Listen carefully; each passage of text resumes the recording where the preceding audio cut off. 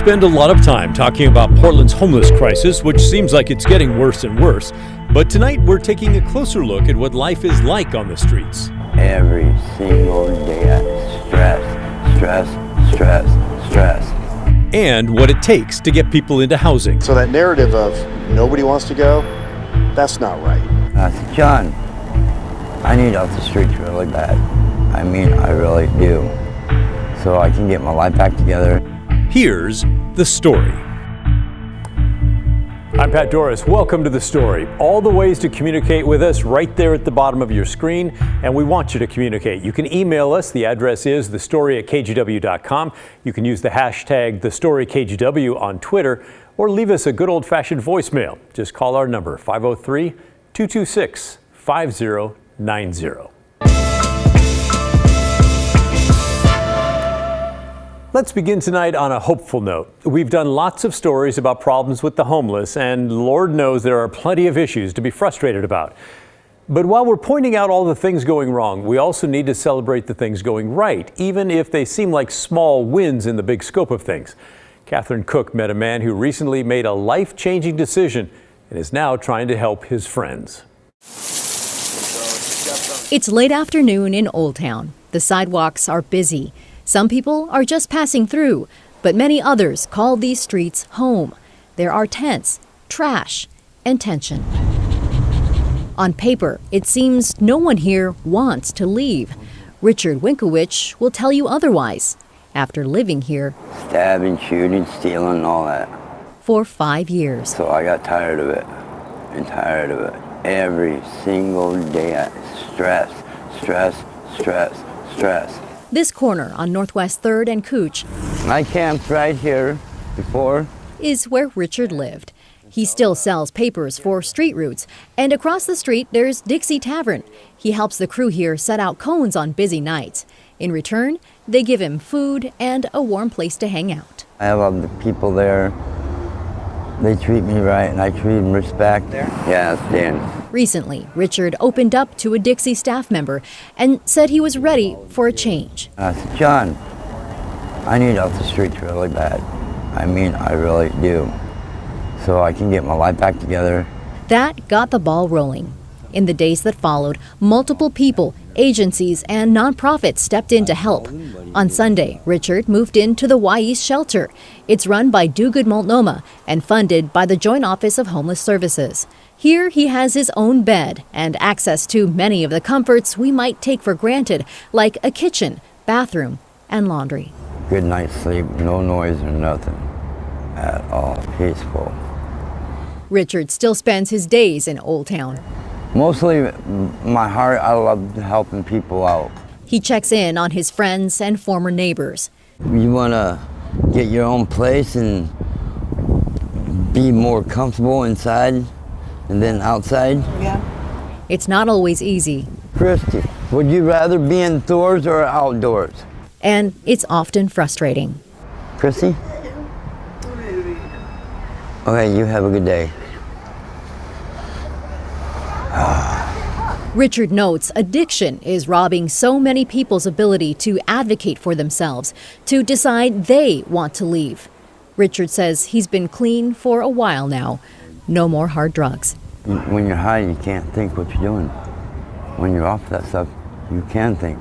I can think right now. It just really makes me feel good about where he's going. Dan Lenzen co-owns Dixie Tavern. He's proud of Richard. Dan's a good guy. He hopes others will get a chance at housing too, but there are obstacles. Basic things like getting a proper ID, a cell phone, and even the knowledge of what to do first. It can all be hard to come by when you have nothing. So that narrative of nobody wants to go, that's not right.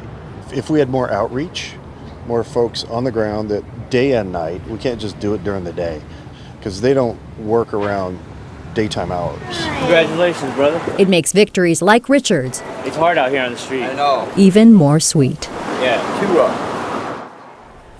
Catherine Cook joins us now. Catherine, I really enjoyed that story. Where did you find that guy? Well, thank you, Pat. I got a text from a business owner there in Old Town, and he said, hey, great news. One of the guys out here who's been camping just got housing. or a line to housing. And he was really excited. These folks who work out there, they hurt when folks out there hurt, and they celebrate when something good happens to them. So he said, you really should come out and talk to this guy. So, we went out to Old Town a couple days ago, and I said, well, hey, do you have his cell phone number? Do you have a phone number to get in touch with him? And of course, the answer was, well, he doesn't have a cell phone. So that's one of the problems a lot of people are facing out there. So we just went out, I had a photograph of him and just started walking around and asking folks if they had seen Richard. And probably about third or fourth try, a woman said, yeah, just saw him walking around the corner, and we went and talked to him. And I know we saw in your story he's trying to get some of his friends off the street. Has he succeeded yet? Well, he's actually been off the street for less than a week. His first night in the shelter space was Sunday, I believe. So I don't think so. But as you could see from the story, he's definitely out there trying to recruit folks to, get up and try to seek shelter and take that first step. Yeah, what a great representative he is to get those people off the streets. And thank you so much for bringing us that positive story. That was terrific. Absolutely, Pat. Thank you. The Y-East shelter that Richard is now staying in is run by Multnomah County. Last night, we told you about the success of another Portland shelter that has not gotten any funding from local government. Bybee Lake's Hope Center has been up and running in the former Wapato jail building for the last year and a half, and they just expanded. It's what's called a high barrier shelter, which means people can't just walk in there off the street. They need to get a referral. There's about 80 partners who can give referrals to that. They also have to be clean and sober. They have to follow the rules, and they have to be accountable. Founder Alan Evans told us it costs $6 million to get the center converted into the space you see today, and it costs about $2.4 million a year to run.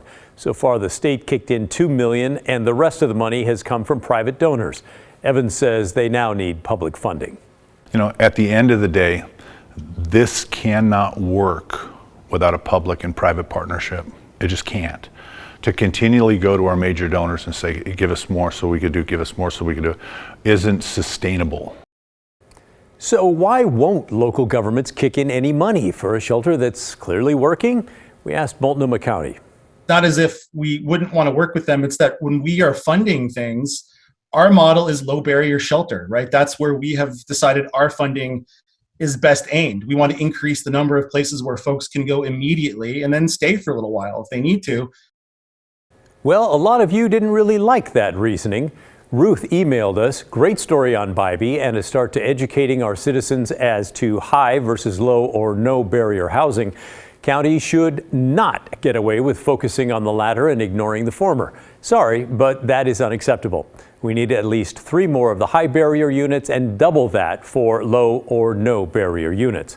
And James wrote, it's almost like the city and the county don't want to acknowledge them or succeed. Why do homeless advocates think that mass shelters with services are less humane than leaving people on the street? We need more places like Bybee Lakes. It's amazing what happens when you get people away from drugs and into structure. But Chris had a different take. He wrote, Bybee Lakes sounds great, except for those who have alcohol and drug issues and unable to maintain sobriety, which may be a majority of the homeless population. So it may be a good deal for the owners with secure income sources, but it's unlikely to really impact the homeless situation. Multnomah County says Bybee Lakes recently applied for a $1 million grant. Whether they get it has not been decided. We'll keep you posted on that. And here's a story we think is worth your time. The Oregonian newspaper in December ran a blockbuster report about an $11.5 million contract that the city of Portland gave to a nonprofit whose leader spent years in prison for defrauding energy companies and had a long history of financial misdeeds and unpaid fines. The Clean Energy Initiative was sold to voters as a 1% tax on big retailers that would create green energy jobs and cut carbon emissions. The program is intended to help Portland residents with a focus on people of color who are facing the most severe impacts of climate change. It also gave priority when awarding contracts to nonprofits created by members of historically marginalized communities. After the paper's revelations, the contract was taken back and given to a different company. Later, the nonprofit leader sued the city. Today, I got a chance to talk with the reporter, Shane Dixon Kavanaugh, and he pulled back the curtain a little bit on his process of digging into the Clean Energy Fund and finding those big problems. It is a program that's trying to do very big, ambitious things. Tackle climate change, address historic inequities in the city, and they have a lot of money to do those things. So it's a big program, a new program. It's got a lot of money. So just naturally, as a reporter and journalist, this is something that you want to sort of follow and see how it's going to sort of shake out and play out. The city decided to select Diversifying Energy to sort of be the program or the project manager for this heat pump program. So what they were going to be tasked with doing is you have to acquire 15,000 heat pumps. You have to figure out how you're going to store those and manage them. And then ultimately the project is designed that you would give these heat pumps to community-based organizations that could identify people who most needed them, and those community-based organizations would install those into homes. For the projects and programs that they fund, they want to prioritize Portlanders of color, and they also prioritize nonprofits that are, run or managed by individuals of color. And Linda Woodley is a black woman, 72 years old. I started off with just some basic questions about about how, their proposal. And then I just started doing some basic, this is sort of journalism 101 backgrounding, where you start looking up this relatively new nonprofit and the person who has started the nonprofit. And so when I ran some public record searches on Linda Woodley, the executive director of the program, right off the bat, there were some things that we would sort of characterize in our newsroom as red flags about this individual. And while I was looking through the recorder's office in Pierce County, Washington, which is where one of these liens were taken out against Linda Woodley, I came across in the county recorder's office a notice that had been filed against her by the U.S. Department of Justice. And I thought that was a little weird. Why is the U.S. Department of Justice filing a notice in Pierce County about Linda Woodley? And what they're saying is that she owes them over $650,000 as an unpaid penalty against them. So once I saw that from the U.S. Department of Justice, I started looking through court record searches, and that's when I found that Linda Woodley had been previously convicted of defrauding a pair of energy companies that she ran in California in the 1990s. Kavanaugh took his findings to the city. He told me they were horrified and had no idea about Woodley's background. Eventually, they took the contract away from her nonprofit and gave it to a competitor, saying the main reason was serious questions about the work history that she provided, not the conviction from the 90s. And as I mentioned earlier, she in turn sued the city of Portland. Kavanaugh said the program still hopes to get those heat pump air conditioners out to vulnerable Portlanders before the summer heat arrives this year. And by the way, he continues to follow this story for the Oregonian. If you'd like to read his fantastic work, go to OregonLive.com or our Twitter account, The Story KGW. We have posted some of Shane's stories there. It's important to make sure your family knows what you want to have happen after you die. You can be buried, cremated, or in some states like Oregon, composted. It will be a foundation for the seeds that we're mixing into that soil today, and it'll be the foundation of life here forever. And history may soon be made on the Supreme Court. So we spoke with the Dean of the University of Oregon's Law School about Ketanji Brown Jackson's confirmation hearings. As a lawyer, as a Black woman, as a woman from the South with similar backgrounds, it means something to me on so many different levels. When the story continues. And comments to the story at KGW.com or give us a call, leave a voicemail at 503-226-5090. And yes, we did see one of you emailed us that Bybee Lake should apply to Mackenzie Scott for a scholarship or a grant. She's a billionaire philanthropist in her own right and the former wife of Jeff Bezos. She's been given a lot of money to a lot of great programs in the Northwest, so good idea. Now, I know most of you don't like to think about death. Me neither. But it is something that we all have to face at one point. And it's good to get all your affairs in order ahead of time, including what you want to have happen to your remains. In the past few years, some states have legalized human composting, which I have to tell you makes me shudder. but they believe it's a greener way to be laid to rest. That includes Oregon and Colorado. Mark Salinger from our sister station in Denver went to the first funeral in the state involving composted remains.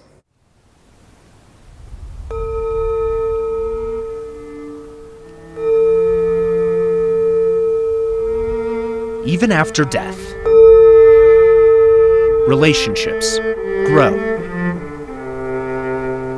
A very special first in Colorado moment. Never before in this state have people gathered to plant new life. Welcome to the Colorado Burial Preserve. After the end of someone else's. It will be a foundation for the seeds that we're mixing into that soil today, and it'll be the foundation of life here forever. Seth Vidal runs the natural funeral.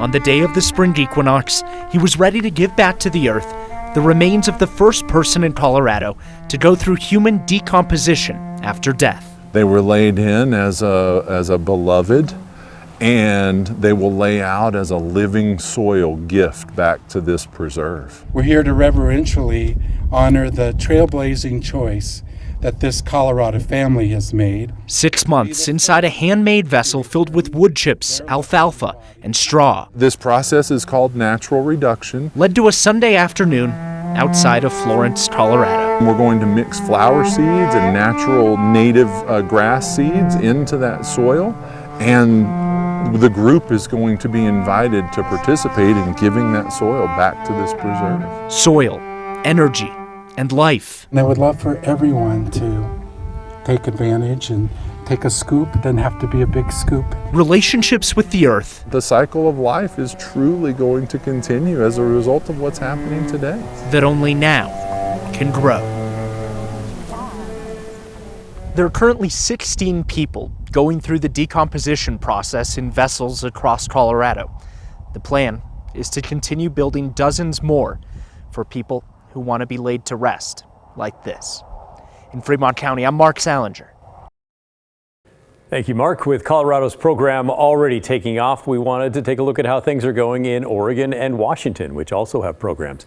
Human composting, or natural organic reduction, as they like to call it, is already happening in the Evergreen State.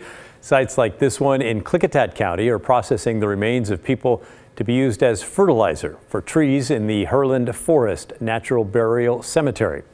The process starts by placing a body inside a cylinder-shaped wooden cradle like you saw in Colorado. It's layered with wood chips, bacteria, fungi, and more. It's kept between 130 and 155 degrees to kill any organisms that would make the compost unsafe. People can take some of the final product with them, maybe use them in their own homes, and the rest is put into the forest. In Oregon, the program is a little behind the one in Washington. House Bill 2574 was passed by the state legislature this last year, and it went into effect on January 1st. Currently, the rules for natural organic reduction are being designed by the Oregon Mortuary and Cemetery Board. Those are expected to be done by July 1st of this year. We're not sure exactly what they'll look like at this time, but we've talked with one of the law's sponsors earlier today. State Representative Pam Marsh says she was inspired by the law passing in Washington, and she believes it'd be a good option for Oregonians. This question of what we do with our bodies is something that nobody gets out of. We are all going to have to make that choice, or else we were going to leave it to our loved ones who are left with our bodies to make that choice for us. So although it's a really difficult subject matter, it's not avoidable. It makes sense to me that as many options that meet basic health and safety codes as possible should be available to Oregonians, because we all approach this with a different set of values, a different vision for where our remains should be after we are no longer on the planet. I know I got to get over it, but I'm having trouble with this one. Cremate me, thank you. Let us know what you think about human composting. Send us an email or leave us a voicemail. In the meantime, we're going to talk about the impact of Ketanji Brown Jackson's Supreme Court nomination when the story continues.